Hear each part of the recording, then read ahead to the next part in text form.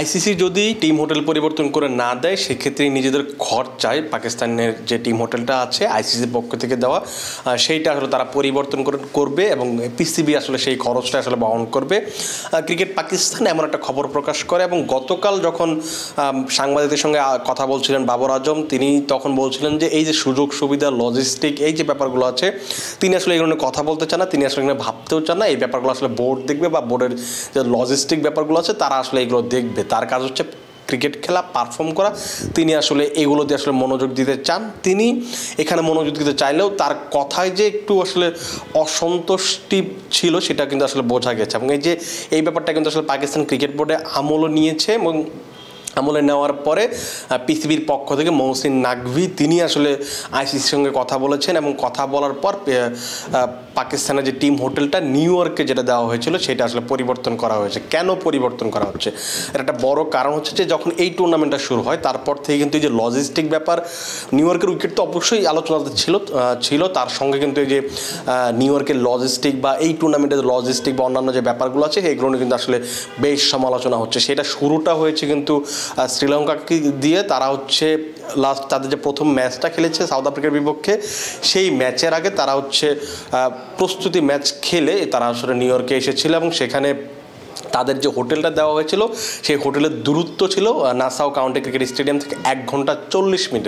আপনি যদি একবার প্র্যাকটিসে আসতে চান সেক্ষেত্রে আপনাকে 1 ঘন্টা 40 মিনিট জার্নি করে আসতে হবে এবং আবার যখন আপনি হোটেলে ফিরবেন তখন আপনাকে 1 ঘন্টা 40 মিনিট আবার আসলে জার্নি করে ফিরতে হবে। অর্থাৎ আপনি যদি যাওয়া আসা করতে চান আপনাকে প্রায় 3.5 ঘন্টা ঘন্টার মধ্যে আপনাকে আসলে সময় শুধু যাত্রা পথেই ব্যয় করতে হবে। যেহেতু আসলে টাইট শিডিউলের খেলা, আপনাকে এইখানে একদিন খেলা একটা স্টেডিয়ামে খেলার পর 2 দিন পর অন্য একটা স্টেডিয়ামে খেলতে হবে, তখন আপনি যখন এত জার্নি করবেন এটা আসলে পারফরমেন্সে প্রভাব পড়বে। সেটা কিন্তু আসলে বলেনি যে তাদের পারফরমেন্সে প্রভাব পড়ার এটাই একটা বড় কারণ, সেটা কিন্তু তারা বলেনি, কিন্তু তারা আসলে অসন্তুষ্টি প্রকাশ করেছে। তাদের সংসদেও আসলে এই ব্যাপারগুলো নিয়ে আলোচনা হয়েছে, আইসিসি কেন আসলে এইভাবে তাদের ট্রিট করছে।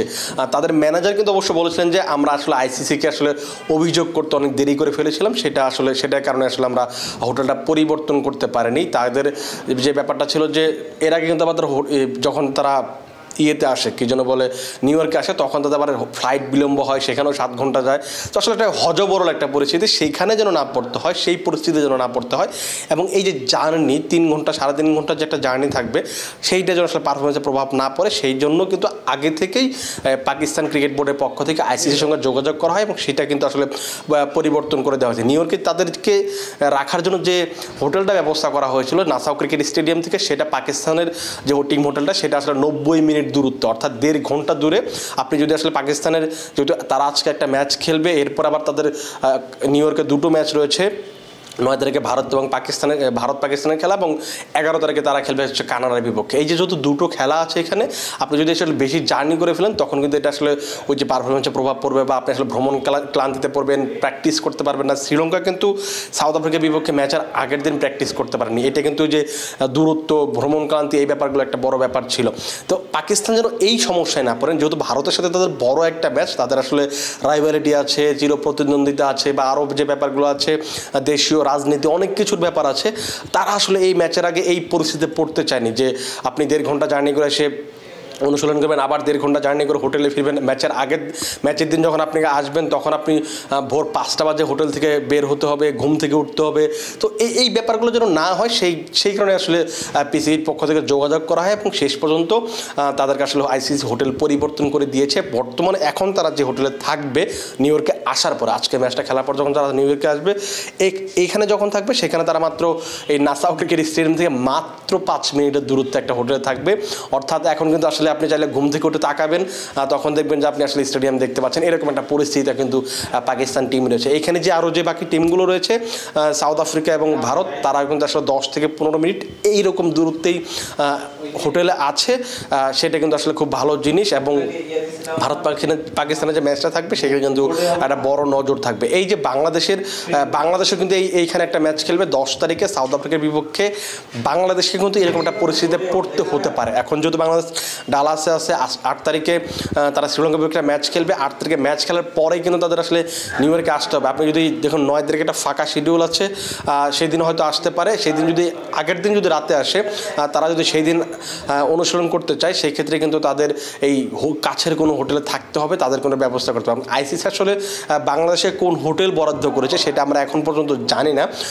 বাংলাদেশকে যদি এই যে 1.5 ঘন্টা দূরত্বের যে হোটেলটা আছে আইসিসির কী বলে ভাড়া করা বলা যেতে পারে, আইসিসির নেয়া, সেই হোটেলে যদি রাখতে হয় বাংলাদেশকে, বা হোটেল যদি বাংলা যদি সেখানে থাকে, বাংলা যদি একটা বিপদে পড়তে পারে। বিপদটাকে যেটা বললাম যে শ্রীলঙ্কা বা পাকিস্তান যে জিনিসগুলো ফেস করছে, শ্রীলঙ্কা যেটা ফেস করেছে, যে প্র্যাকটিস করতে পারছে না, ম্যাচের দিন আপনার সকাল 10:30 বাজে ম্যাচ, আপনি সকাল ভোর 5টা বাজে ঘুম থেকে উঠছেন, 8টা বাজে মাঠে আসছেন, তো আপনি আসলে একটা ব্যাপার তো থাকে, মেন্টাল প্রেশার থাকে, মেন্টাল একটা প্রস্তুতির ব্যাপার থাকে, ঘুমানোর একটা ব্যাপার থাকে। সেই ব্যাপারগুলো যখন আপনি পাবেন না, সেটা কিন্তু সাউথ আফ্রিকার বিপক্ষে মতো দলের বিপক্ষে আপনাকে আসলে ভোগাতে পারে। বাংলাদেশ আসলে যখন জানবে যে তারা আসলে কোন হোটেলটাতে আছে, বাংলাদেশ কিন্তু আসলে যদি এই যে 1.5 ঘন্টা দূরের যে একটা হোটেল আছে সেটা যদি বরাদ্দ দেওয়া হয়, আমার কাছে মনে হয় বাংলাদেশের উচিত, বিসিবির উচিত, যাতে হচ্ছে যে এইটা আসলে পরিবর্তন করা যেতে পারে। পরিবর্তন করা যদি এখনও সম্ভব, কারণ আপনি যদি এখনও নিউ ইয়র্কে পৌঁছাননি, আপনি এখনও আইসিসির সঙ্গে যোগাযোগ করলে সেক্ষেত্রে পরিবর্তন করা যেতে পারে। কিন্তু বাংলাদেশের জন্য যদি আসলে কাছের কোনো হোটেল দেওয়া হয় তাহলে তো অবশ্যই ভালো, আর যদি না দেওয়া হয়, আমার মনে হয় যে বিসিবি তো অবশ্যই জানে যে তাদের জন্য কোন হোটেলটা বরাদ্দ করা হয়েছে। এই যে পাকিস্তান এবং শ্রীলঙ্কা যে কাজটা করেছে, সেটার পরে কিন্তু আসলে বিসিবির এখানে নড়চড়ে বসা উচিত, যদি তারা জানে যে 1.5 ঘন্টা দূরত্বের হোটেলে করা যেতে পারে, মানে তাদের থাকতে দেওয়া হবে।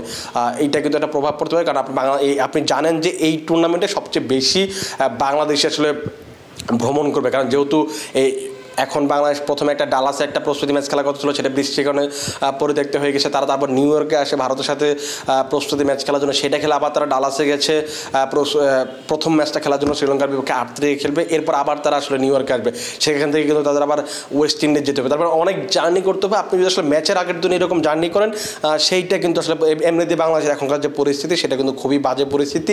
বিশেষ করে ব্যাটসম্যানরা কিন্তু রান করতে পারছেন না। যুক্তরাষ্ট্রের বিপক্ষে আপনি সিরিজ হেরেছেন, জিম্বাবুয়ের বিপক্ষে যে ঘরের মাঠে যে ম্যাচটা সিরিজটা খেলেছেন 4-1 জিতলেও সেখানে পারফরমেন্সে কিন্তু আসলে সন্তুষ্টি ছিল না। তো এরকম পরিস্থিতিতে যদি আপনি জানেন এই যে ক্লান্তি থাকবে, প্র্যাকটিস করতে পারবেন না, বা অন্যান্য যে ব্যাপারগুলো থাকবে, আর সেইটা যদি আসলে ফেস করতে হয়, বাংলাদেশের জন্য কিন্তু আসলে খুবই ভাইটাল হয়ে যাবে বাংলাদেশের এই টুর্নামেন্টের টিকে থাকা। সেটা যদি আসলে বিসিবি ভালো জানে, যদি বিসিবি জানে যে সেই ক্ষেত্রে যেটা বলছিলাম যে ওই হোটেলটা যদি ওইরকম তাদেরকে দূরে রাখা হয়, সেটা আসলে আমার মনে হয় যে বিসিবির উচিত সেটা পরিবর্তন করা। দেখা যাক আসলে কী হয়। আমরা আসলে যখন এই 8 তারিখে শ্রীলঙ্কার বিপক্ষে ম্যাচটা শেষ হবে, তারপরে হয়তো জানা যাবে যে বাংলাদেশ কোন হোটেলে থাকছে, এবং সেটা আসলে তাদের পারফরমেন্স আসলে কী ধরনের প্রভাব রাখতে পারে। বিশ্বকাপ শুরু হয়ে গেছে, বিশ্বকাপ নিয়ে তো আসলে আমাদের বিশেষ কিছু আয়োজন আসছে। আপনারা হয়তো বাংলাদেশের ম্যাচ যখন শুরু হবে তার 1 থেকে 2 দিন আগে থেকে হয়তো আপনি আসলে একদিন আগে থেকে হয়তো আপনি বিশ্বকাপ নিয়ে বিশেষ আয়োজনগুলো আপনারা দেখবেন। এবং যুক্তরাষ্ট্র থেকেও তো আমাদের আসলে যারা প্রতিনিধি আছে তারা তো অবশ্যই চেষ্টা করছে আপনাদের সবার আগে সবশেষ খবরগুলো পাঠানোর জন্য। আপনারা আসলে নজর রাখুন, ক্রিকেটের যত খবর পেতে চান, যত এক্সক্লুসিভ কন্টেন্ট পেতে চান, ক্রিকফ্রেঞ্জির ফেসবুক, ইউটিউব, ইনস্টাগ্রাম, টুইটার বা আরও যে প্ল্যাটফর্মগুলো আছে সেখানে আপনি কিন্তু নজর রাখতে পারেন। আপাতত আপনারা ভালো থাকুন, সুস্থ থাকুন এবং ক্রিকফ্রেঞ্জির সাথেই থাকুন।